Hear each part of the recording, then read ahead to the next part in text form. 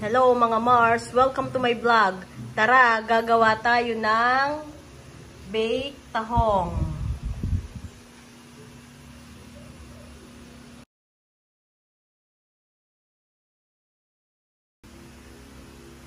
Mga Mars, mga sangkap para sa ating gagawing simpleng baked tahong.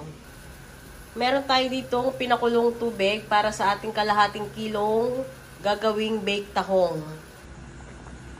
Bumuka na ang ating mga tahong after ng 7 minutes. So ngayon, tatanggalin natin siya sa tubig at gagawa naman tayo ng ating toppings na cheese. Margarine. Pwedeng butter. Pwedeng kung anong available sa inyo meron kayo. Ilagay na natin ang bawang sibuyas.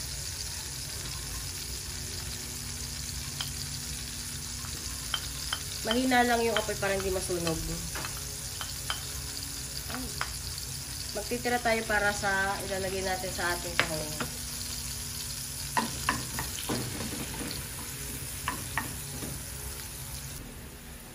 Lalagay na natin yung ating ibap.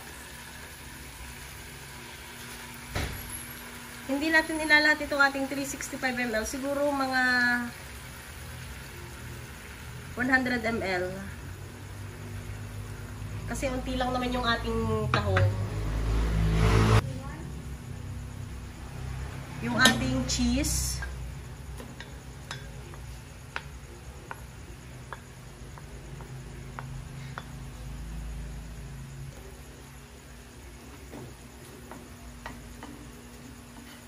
Malapot na siya.